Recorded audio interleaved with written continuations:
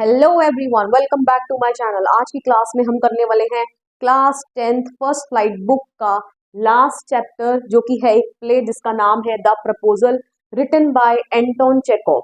तो चलिए फटाफट से स्टार्ट कर लेते हैं। बहुत बड़ा सा प्ले है, आपकी बुक में डायलॉग्स की फॉर्म में गिवन है। ठीक है, फटाफट से प्ले को करेंगे शॉर्ट तरीके से, पूरा आपको कवर करा दिया जाएगा इसी वीडियो में। वीडियो को पूरा एंड तक जरूर देख लीजिएगा। सबसे पहले मेन कैरेक्टर्स की बात करते हैं। प्ले में कौन कौन है, किसके बारे में बात की जा रही है।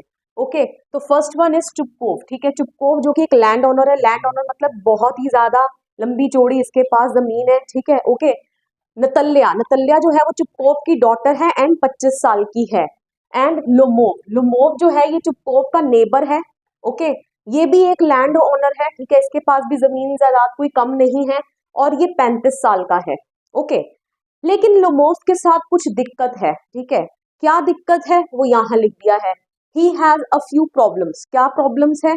Heart element, suffered from palpitation. ठीक है, हार्ट एलिमेंट है उसे, मतलब कि थोड़ी दिल की बीमारी है, जिसके तहत वो पैल्पिटेशन से सफर करता है। पैल्पिटेशन मतलब क्या होता है?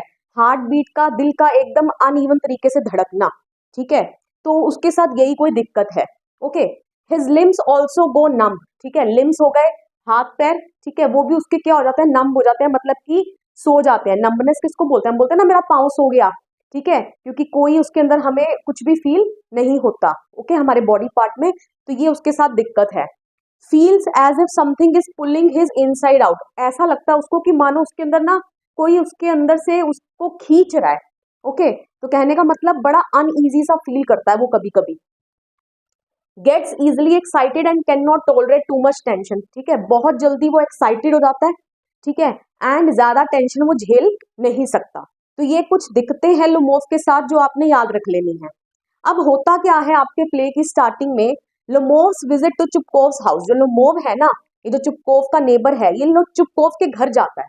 ओके, तो अब क्या होता है? Lomov visits Chubukov's house to ask for his daughter's hand in marriage. ठीक है, अब लुमोव जाता है भाई चुपकोव के घर में बड़ा ही फॉर्मली ड्रेस होके। ठीक है, इवनिंग अपनी ड्रेस में, और उसकी डॉटर का हाथ मांगने जाता है उससे कि आज तो मैं बात कर ही लूंगा, मुझे भाई तुम्हारी डॉटर से क्या करनी है, शादी करनी है।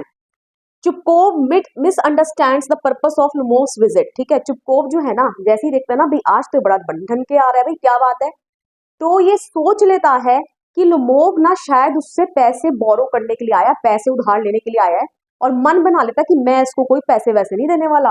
ओके, तो ये पैसों का बहुत पक्का है। ठीक है, तो यही लिखा है, Chubukov misunderstands the purpose of Lomov's visit and thinks that he has come to borrow money and resolves not to give him any. ठीक है, रिजॉल्व्स मतलब डिसाइड कर लेता भाई मैंने इसको कोई पैसे नहीं देने उधार पे। ओके, अब लेकिन लुमोव अपनी जो है बात को थोड़ा घुमा फिरा कर आगे रख ही देता है चुपकोव के कि मैं तुम्हारी डॉटर का हाथ मांगने आया हूँ। ठीक है, अब भैया चुपकोव का क्या रिएक्शन है जब उसको पता चला कि उसका जो पड़ोसी है उसकी बेटी का हाथ मांगने आया है? तो चुपकोव के रिएक्शन के बारे में जान लेते हैं। ही वॉज ओवरचर्ड, बहुत ज्यादा खुश हो जाता है। Okay, embraced and kissed Lomov. ठीक है, एम्ब्रेस मतलब गले लगा लेना, और उसको किस भी कर देता है। Shed tears of joy. ठीक है, आंसू बहाने लगता है, खुशी के आंसू जिसको बोलते हैं ना, भैया बेटी की शादी होने वाली है, अब बहुत बड़ा बोझ जो है वो कंधों पर से उतर जाएगा, तो बिल्कुल वैसा ही type. Okay, told Lomov that he had been hoping for this for a long time. ठीक है, और लुमोव को कहता है कि मैं तो बड़े लंबे समय से मेरे दिल में यही विचार चल रहा था कि क्यों ना मैं अपनी बेटी की शादी तुम्हारे साथ करवा दूं। Okay, and had always treated Lomov like his own son, और बोलता कि मैंने तो तुम्हें हमेशा से ही अपने बेटे की तरह माना है। Okay, clear? चलो, was Chubukov sincere in his saying. जो ये चुपकोव ने अभी बोला यहाँ कि मैं तो हमेशा से ही तुम्हें अपने बेटे की तरह मानता हूं, तो क्या ये बात में जो बोल रहा है वो सिंसियर है? तो आप बोलोगे नो, नॉट एट ऑल, बिल्कुल भी सिंसियर नहीं है। क्या रीजन है? He expressed his affection for Lomov telling him that he had always loved him and he was like his own son. ठीक है, तो अपना प्यार प्रकट करता है ना उसके प्रति, क्या बोल के कि मैं तो हमेशा से ही तुम्हें प्यार करता हूँ। ठीक है, और तुम्हें हमेशा से ही अपना बेटा माना है। If he truly meant what he said, then he would not have thought of not giving him money. अगर वो जैसा बोल रहा है, अगर असली में वो वाकई में ऐसा सोचता, तो बिल्कुल भी यहाँ पर जब लुमोव को देखा उसने कि वो फॉर्मली ड्रेस होके आया उसके घर पे, और पहले से ही कुछ अपने माइंड में सोच लेता है कि ये मेरे से पैसे मांगने के लिए आया है, और क्या सोच लेता है कि मैं इसको कोई पैसे नहीं दूंगा। भैया बेटा मान रखा था तभी नहीं देगा, ठीक है। तो इसका मतलब वो बिल्कुल भी अपनी इस अंडरस्टैंडिंग में जो ये वर्ड्स अपने शब्द बोल रहा है बिल्कुल भी इन वर्ड्स में सिंसियर नहीं है, ठीक है। वो तो जानबूझ के बोल रहा है वर्ड्स, क्यों? क्योंकि उसको पता चल गया है कि भाई एक वेल्दी परिवार से रिश्ता आ गया उसकी डॉटर के लिए, है ना। वो उसके पास भी बहुत ज्यादा लैंड है, ओके। तो उसकी बेटी को आगे कोई दिक्कत परेशानी नहीं होने वाली। क्लियर? चलिए अब होता क्या है, चुपकोव बेचारा खुशी के मारे अपनी बेटी को बुलाने चला जाता है नतल्या को। अब लमोव एंड नतल्या फर्स्ट मीटिंग, अब लमोव और नतल्या की फर्स्ट मीटिंग कैसे रहती है, ओके। अभी ये आपने ध्यान रखना है कि फर्स्ट मीटिंग के दौरान नतल्या को लमोव के पर्पस ऑफ विजिट पता नहीं है कि लमोव उसके घर पर क्यों आया है। अभी तक उसके फादर ने उसको नहीं बताया है, ओके। वो सिर्फ नतल्या को बुलाकर ले आते हैं, ओके। तो अब लमोव और नतल्या के बीच में कुछ बातचीत चलती है, और वो क्या बातचीत है। Lemov began the conversation by saying that the Lemovs and the Chupkovs have always had the most affectionate regard for each other. ठीक है। अब Lemov बेचारा थोड़ा घबराता तो है, एकदम से सीधा पॉइंट पर नहीं आता, तो बात को थोड़ा घुमा फिरा के शुरू करता है और क्या बोलता है कि जो Lemovs हैं और जो Chupkovs हैं, ठीक है, वो हमेशा से ही एक दूसरे के प्रति उनका अफेक्शनेट रिगार्ड रहा है। अफेक्शनेट मतलब लविंग, ठीक है, लेकिन उनके संबंध जो है वो बहुत अच्छे रहे हैं हमेशा से ही, okay.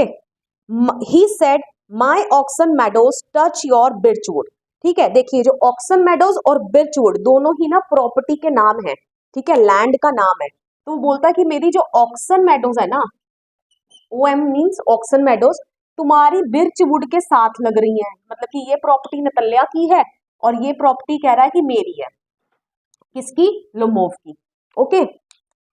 On hearing this, Natalia loses her calmness and starts argumenting. लेकिन भैया ऐसे कैसे? जैसे ही लोमोव ने बोला कि ऑक्सन मेडोज मेरे हैं, ठीक है, और तुम्हारी लैंड के साथ टच कर रहे हैं, तो उसी वक्त नतल्या तो भाई बौखला गई, ठीक है। वो तो बिल्कुल आर्ग्यूमेंट करने लगी। उसके हिसाब से ऑक्सन मेडोज लोमोव के नहीं, उसके हैं, मतलब कि नतल्या के हैं, और वो अपनी ऐसे लैंड किसी को क्यों दे देगी भैया, okay. She claims Oxon Meadows to be her own. ये मैं आपको बता चुकी हूँ। They both started quarreling, ठीक है, दोनों के अंदर भिड़ंत शुरू हो जाती है।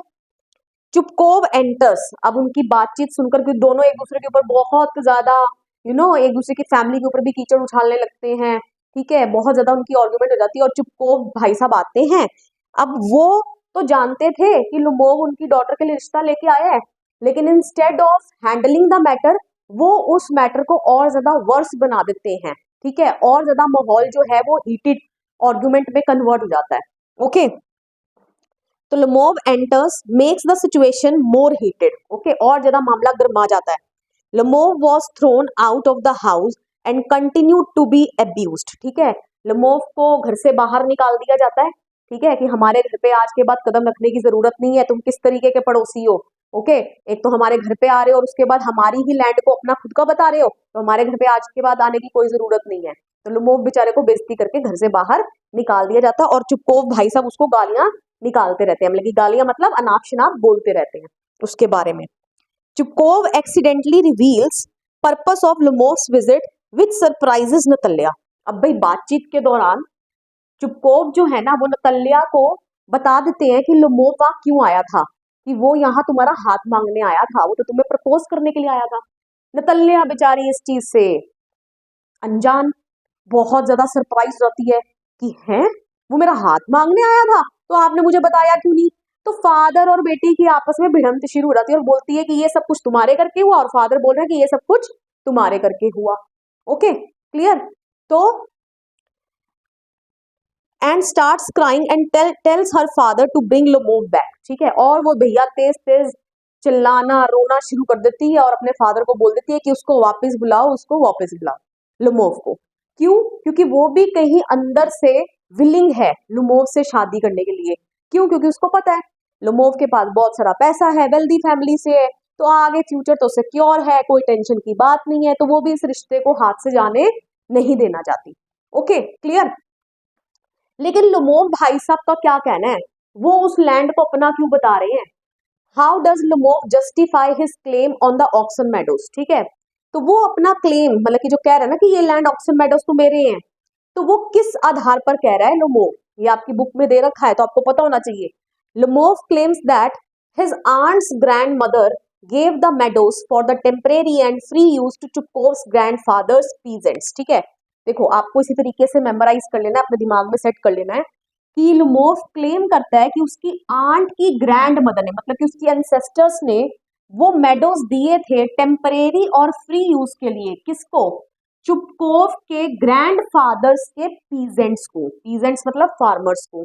ओके, मतलब कहने का मतलब सिंपल भाषा में समझ लो कि मेरे पूर्वजों ने, लुमोव कह रहा है मेरे पूर्वजों ने ये प्रॉपर्टी दी थी, ये लैंड दी थी तुम्हारे पूर्वजों के पीजेंट्स को, ठीक है, फार्मर्स को, फ्री और टेम्परेरी यूज के लिए।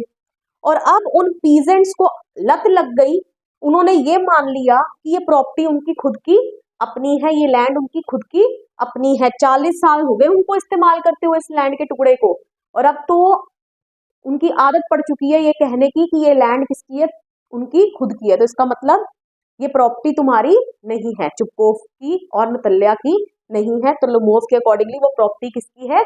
उसकी खुद की है। Okay, clear. तो अब भाई जो उसके फादर हैं चुपकोव, नतल्या के, वो बुलाने ले जाएंगे लुमोव को वापस। अब जब लुमोव को वापस बुलाया जाएगा तो लुमोव और नतल्या की सेकंड मीटिंग होगी, ठीक है। अब फर्स्ट और सेकंड मीटिंग में एक डिफरेंस है जो मैंने आपको बताया, बहुत इंपॉर्टेंट, आपको याद रखना है। फर्स्ट मीटिंग में नतल्या नहीं जानती थी कि लुमोव उसको प्रपोज करने आया था, whereas in the second meeting Natalya जानती है कि लुमोव उसको प्रपोज करने आया है। Okay, clear. तो क्या हुआ इस सेकंड मीटिंग में, नेक्स्ट क्लास में शुरू करेंगे। वीडियो पसंद आया वीडियो को लाइक करिए, शेयर करिए, कमेंट करके बताइए वीडियो आपको कैसा लगा, and please don't forget to subscribe my channel. मिलेंगे नेक्स्ट वीडियो में, टिल देन बाय बाय।